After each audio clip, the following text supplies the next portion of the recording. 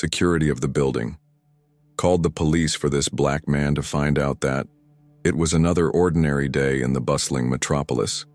The late afternoon sun bathed the concrete streets in an orange hue, while the city's buzz intensified with the approach of rush hour.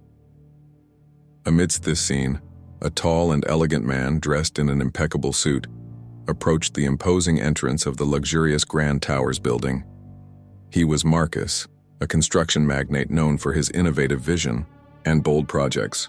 Marcus carried a leather briefcase and a look of satisfaction on his face, as this particular building was his latest and grandest venture, a dream come true.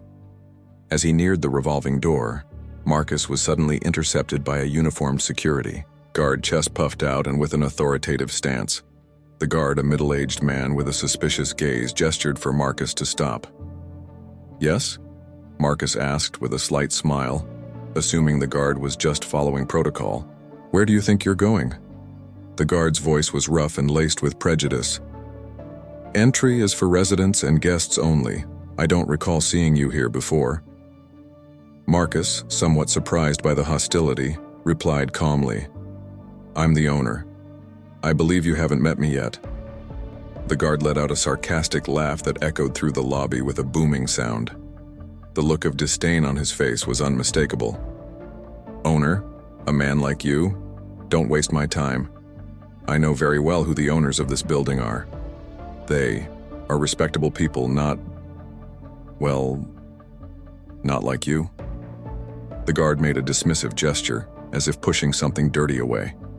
The tone of the conversation had already attracted the attention of a few residents passing through the lobby. They stopped to watch the scene with curious and some even disapproving looks. Marcus's humiliation began right there, in front of that unwanted audience. "I insist, I am the owner," Marcus said, trying to maintain his composure. "If you could, tell me your name. I'd be happy to introduce you to my security manager." Marcus's subtle threat only served to infuriate the guard even more. "Don't you dare threaten me, you scoundrel. You're lying, I know it. I'm calling the police to put a guy like you in his place. This is a place for good people." As the guard picked up his radio, his voice boomed through the lobby. "Attention. I have an intruder at the main entrance, a tall black man wearing a suit. Claims to be the building owner, but he's lying. I need police backup urgently." The situation became even more embarrassing. Surrounded by judgmental stares, Marcus felt the humiliation seep into every pore of his body. The dignity he had worked so hard to build, the respect he had earned in the business world, everything seemed to be disintegrating at that moment. The residents' murmurs intensified. "What's he doing here? He must be a thief. People like that have no limits." Marcus remained silent, head held high, but his heart was racing. He didn't want to cause a scene, but the injustice of the moment was so blatant that he felt a growing anger bubbling inside him. The humiliation was profound and touched an old wound of a country still struggling to accept that success has no color. It wasn't long before a police car with its siren blaring pulled up in front of the Grand Towers. Two officers, a man and a woman, quickly got out of the car. The guard, with the air of a hero, pointed at Marcus. "There, officer, that's him. The intruder who claims to be the building owner. I didn't allow him entry and he even threatened me." The female officer, a blonde with blue eyes, approached Marcus. Her eyes scrutinized the man in the suit, with the same suspicion he was already used to facing. The other officer, a black man, approached more slowly, observing the scene with impressive seriousness. "You're Marcus, right?" the male officer asked. Marcus, surprised, nodded. "Yes, I am. Do you know me?" The officer gave a contained smile, adjusting his cap. "Of course I do, sir. You don't remember me, but I remember you. I was at the ceremony for your company's donation to build the new community center in my grandmother's neighborhood. You gave an inspiring speech." The officer's smile widened. "Mr. Marcus, aren't you at your building? Is that why the guard called you an intruder?"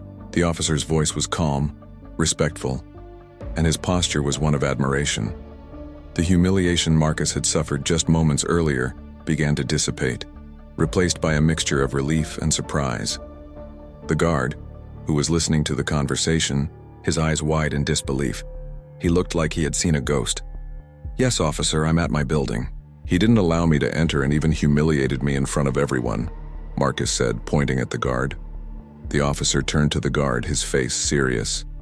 "And you stopped him from entering, claiming he was an intruder? Do you know who he is?" The guard, his voice trembling, stammered. He said he was the owner, but I didn't believe him. He didn't look like the building owner." The officer looked at the guard, and in his eyes, there was a mix of disappointment and contained anger. "He didn't look like the owner? Are you suggesting that Mr. Marcus, one of the most successful men in our city, doesn't have the right to be the owner of a building like this? Are you suggesting that he doesn't fit your prejudice of what a building owner should look like?" Female officer, who had remained silent until then, intervened. "Sir, are you aware that the accusation of trespassing is serious and that he could have you prosecuted for slander and defamation? You made a very serious mistake. Your attitude is not only professionally inadequate, but also prejudiced."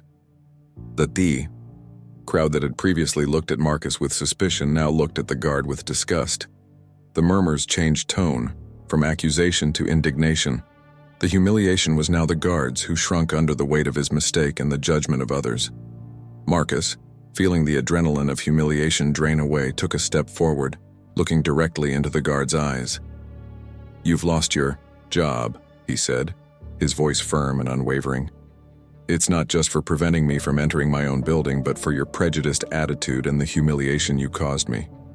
You are not fit to protect the security of a place that prides itself on having people of all races and classes." The guard, who had previously exuded authority and arrogance, became a small and insignificant man.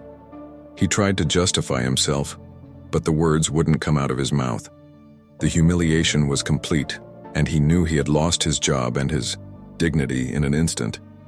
The officers said goodbye to Marcus, with the black officer shaking his hand. "I'm glad to see you again, Marcus, and know that attitudes like this man's do not represent the majority of our society." Marcus nodded. "Thank you, officer. Your attitude made all the difference." As Marcus finally entered the building, the residents who had witnessed the scene approached, apologizing for their thoughts and for not having intervened.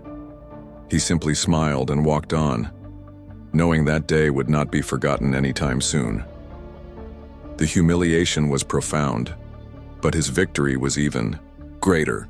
The security of a building doesn't just lie in cameras and doormen, but in the ability to recognize the value of every human being, regardless of their skin color. Marcus's story spread throughout the city, serving as a reminder that prejudice still exists, but justice and dignity will always prevail. The guard's dismissal was a signal, a step forward on the long journey toward a more just and equal society.